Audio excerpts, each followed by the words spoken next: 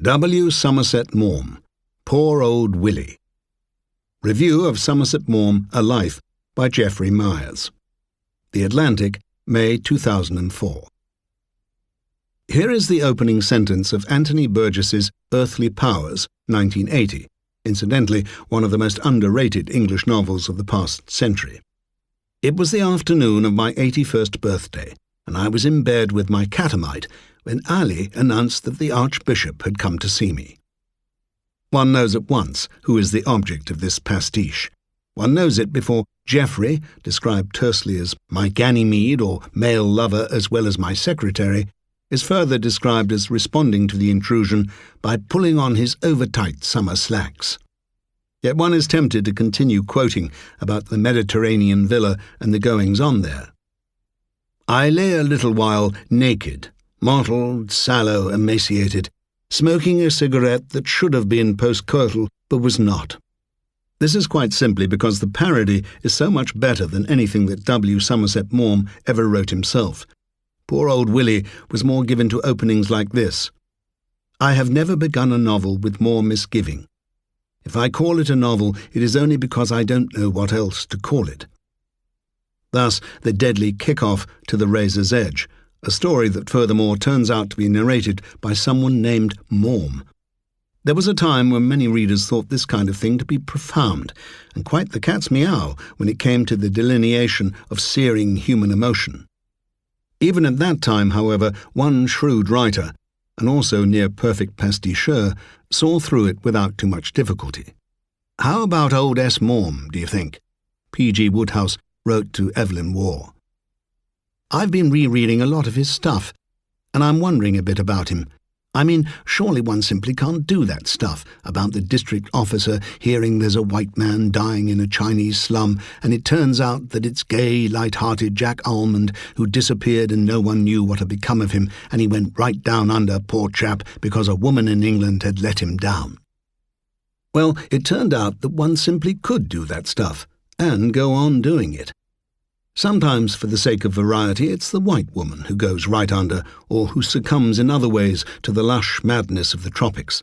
Such is the case in Before the Party, P&O, and The Force of Circumstance, though with females there is usually the redemptive possibility of return by steamship to dear old England. The best of the sweltering colonial stories which I can remember rereading for the sake of atmosphere in a Malayan hotel once patronised by Maugham is The Outstation. Here we meet Warburton, a solitary middle-aged Englishman who is the resident administrator of a jungly area somewhere in the Malay archipelago. Rigid in respect of the upper lip, he sticks to a stern routine of exercises and always dresses in formal attire for dinner. His copy of the London Times arrives by sea mail 6 weeks late, and sometimes several successive days' editions are delivered by the same post. But he disciplines himself to open them one at a time in strict order.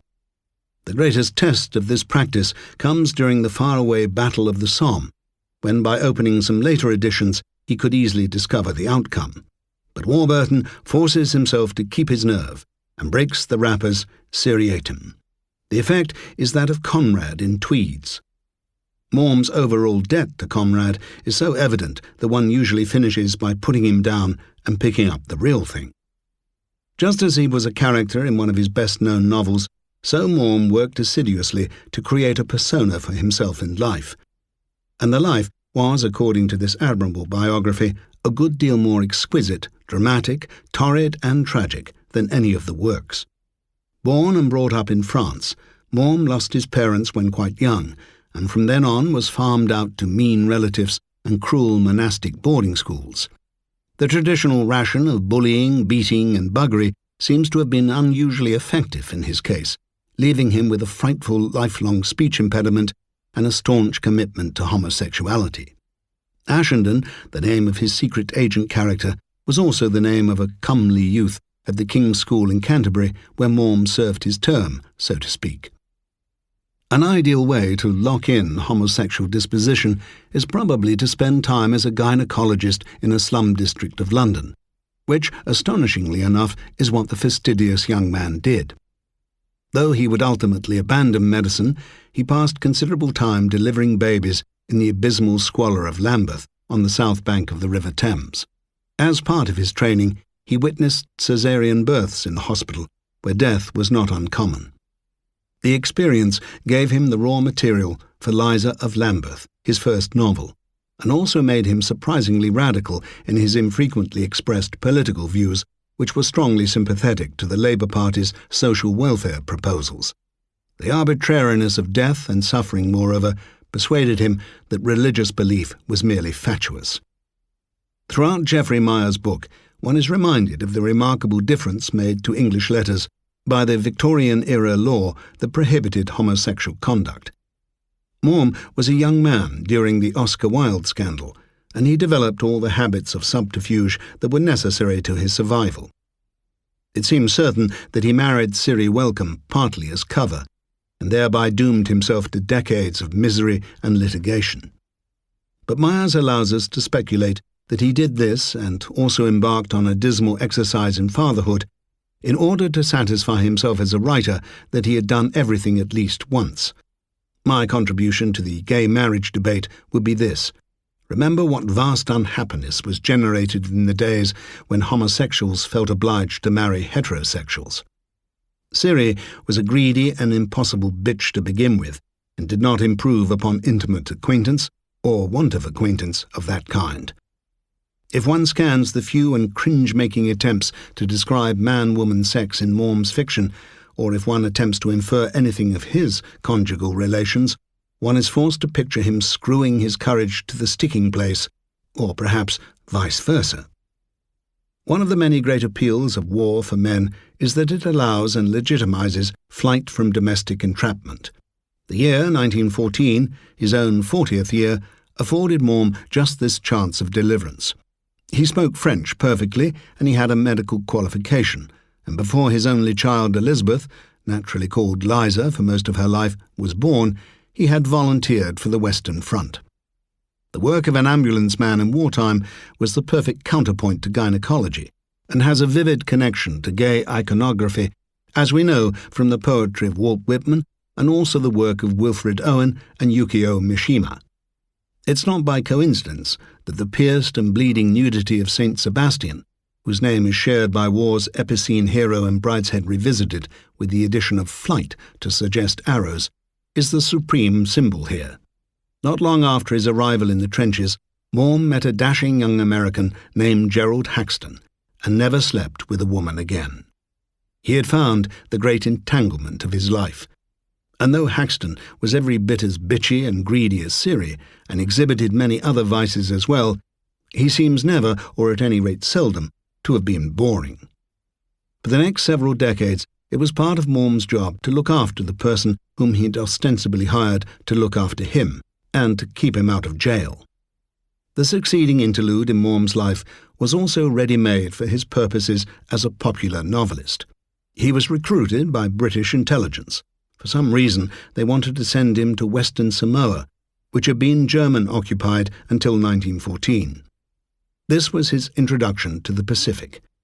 In a subsequent letter unearthed by Myers, Maugham explained his long connection with the region thus: "The exotic background was forced upon me accidentally by the fact that during the war I was employed in the intelligence department, and so visited parts of the world which otherwise I might not have summoned up sufficient resolution to go to."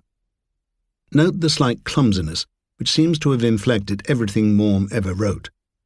Out of this episode, however, came The Moon and Sixpence, a rather prettily done fictionalization of that other great refugee from domesticity, Paul Gauguin. The ludicrous failures of British and American intelligence during the Russian Revolution, retold many times through the biographies of Bruce Lockhart and Sidney Riley, can be encapsulated in the single fact that in mid-1917, Somerset Maugham was dispatched from the Pacific to St. Petersburg as chief agent. He had never visited the country before and had only a nodding acquaintance with the language. He made the trip by railway across Siberia, and in the preface to Ashendon he wrote about it in this manner: "I felt the lonely steppes and the interminable forests, the flow of the broad Russian rivers and all the toil of the countryside. the ploughing of the land and the reaping of the ripe wheat, the sighing of the wind in the birch trees, the long months of dark winter, and then the dancing of the women in the villages and the youths bathing in shallow streams on summer evenings. Only the haunting strings of the balalaika, the warm scent of the samovar, and the glimpse of an onion dome would be required to make this the perfect summary of all clichés about Russia. Moreover, the ploughing and reaping bit was presumably felt second-hand, since the salient fact of the moment was that there was no bread. Indeed, the Bolshevik slogan, "Peace, Bread and Land," was enough in itself to negate the British aim of staving off revolution while continuing to insist on Russian participation in the war. It did not, to his credit, take Maugham very long to see that his task was an impossible one. He gave an account of a meeting with Kerensky, the preferred British candidate, that confirms the opinion later expressed in my hearing by Isaiah Berlin that Kerensky was one of the great wets of history. A latent connection has often been supposed to exist between homosexuality and espionage. This seems to work in the cases of Anthony Blunt and Guy Burgess, but it emphatically does not explain the rather superior performances of Kim Philby and Graham Greene. Elements of secrecy and disguise and code may be innate in the gay makeup, but they didn't confer any advantage on Maugham when he was confronted with Lenin and Trotsky. It was simply a matter of drawing realistic conclusions, which he generally did. In any case, by that time he was leading enough of a double life already, and as for so many of the homo duplex English literary queens of that epoch, the solution was abroad. Maugham's splendid exile at the Villa Moresque on the coast between Nice and Monte Carlo was the centrepiece of his reputation as well as the answer to his problems. No longer would he have to fear the deportation of Gerald Haxton, who as an American was constantly running that risk in his trawlings through the bars of London. France was Maugham's birthplace, and the British tax inspectors couldn't follow him there either. He could shelter his growing literary income and his private life at the same time. The villa had been built by the odious King Leopold II of Belgium as a place to house his personal confessor. Not even Anthony Burgess could have made that up. It had a Moorish style, as the name implies, with some fake Renaissance appurtenances, but Maugham removed the vulgar cupola, built a library, and began to assemble a collection of Oriental art and classical painting. Comparable, I suppose, to Harold Acton's celebrated retreat in Florence, and visited by critics such as Kenneth Clark and Raymond Mortimer, the villa managed to be at once a museum and a discreet place of resort for what was later to be called the Homintern. That aspect to one side, every page of description seems to contain a useful hint for one's own retirement. The Bernini fountain, for instance, and the specially planted avocado trees, with a skilled resident cook to transform the luscious green fruit into an ice cream flavoured with rum. This contrasts with the rebarbative lobster ice cream served by Ribbentrop at a dinner recorded in Chips, the diaries of Sir Henry Channon. Quentin Crisp was entranced and summed up Maugham as one of the stately homos of England. Christopher Isherwood and Don Baccardi were slightly aghast when the tireless staff unpacked and laid out all their belongings, including the tubes of lubricant and the powder for warding off crab lice. Edna St. Vincent Millay, making a stop at the villa at a time when Noel Coward and Cecil Beaton were of the party, exclaimed loudly, "Oh, Mr. Maugham, it's fairyland here." Noel and Cecil were just a bit taken aback. This is all quite good fun. Maugham to Emerald Cunard, excusing himself for leaving early, "I have to keep my youth." Cunard to Maugham, "Then why didn't you bring him with you?" But it does begin to pall after a bit, as it must have done in fact. Things were not all brittle and witty and artistic in any case. The Villa Moresque exerted a magnetic force on spongers and toadies and climbers of all sorts, and poor Maugham was always finding his bookshelves and wine cellar and bric-a-brac subjected to shameless pilfering. Gerald Haxton, caught between the twin local lures of the Monte Carlo casinos and the waterfront full of sailors, became mad, bad, and dangerous to know.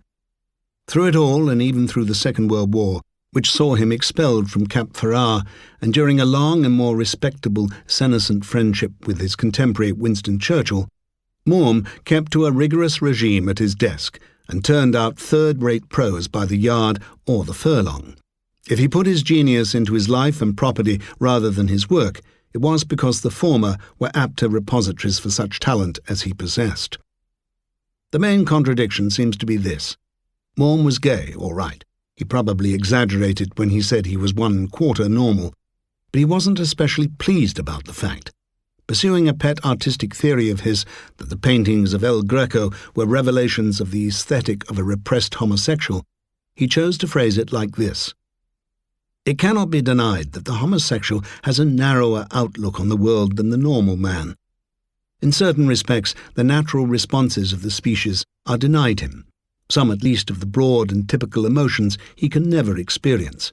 A distinctive trait of the homosexual is a lack of deep seriousness over certain things that normal men take seriously.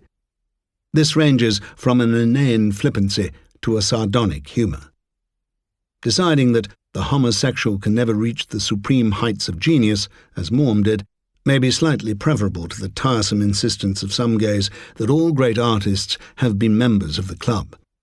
However, if one merely keeps the name W.H. Auden in mind while reading the above passage, one sees that Maugham's difficulty was not just a tinge of self-hatred, but a real inability to see literary genius when he encountered it. Though Auden, by the way, rather liked his stuff. And this was not merely a question of his particular repression or guilt. He just got things wrong. One could hardly classify Kingsley Amis's Lucky Jim as a gay novel, even subliminally. Yet when it was published, Maugham wrote a review praising Amis for his outright attack on the young barbarians. They are scum, who were then threatening English campuses with their beery plebeian subversiveness. As a satire on the angry young men, this would have been delicious and, in the long run, rather prescient. But it became painfully apparent that Maugham was being entirely and pedantically literal. See for yourself. Pluck down the razor's edge from the shelf. Elliot Templeton, in lieu of characterization, is described as well-favoured, bright, a good dancer, a fair shot, and a fine tennis player. More effort is expended on describing the rugs and drawings that he owns. The sending of flowers and chocolates is alluded to as if it were a breathless social secret, and repeated in the first few pages. Gregory Brabazon, notwithstanding his name, was not a romantic creature. Come again? A girl enters a room during dinner and asks, "Are we late? I've brought Larry back. Is there anything for him to eat?" "I expect so," smiled Mrs. Bradley. "Ring the bell and tell Eugene to put another place." "He opened the door for us. I've already told him." So that was a waste of dialogue, wasn't it? A little further on, we learn of Grey Maturin, that, though built on so large a scale, he was finely proportioned, and stripped he must have been a fine figure of a man. Presumably this would also be true of him when unstripped. I deliberately did not look up Edmund Wilson's once celebrated polemic against the terrifying banality of the razor's edge before revisiting the book myself, but I defy anyone to come to a different conclusion. Even Gore Vidal, himself no stranger to the Mediterranean villa milieu, was compelled to agree that Maugham's success was, in effect, in writing for people who did not have a clue about English as a medium for either tragedy or comedy. I would add that Mass wants class, and always has, and that without the snobbery and the knowing references to fine chefs, splendid galleries and refined houses, the enterprise wouldn't have stood a chance. But the old boy did show generosity and patience, and set up a prize in his name that encouraged many young writers, among them Kingsley Amis. Despite his exile and his increasingly distraught public and private life, Maugham eventually received an honour from the Crown, but it was for services to literature, rather than for literature itself, and this distinction represents all the difference in the world.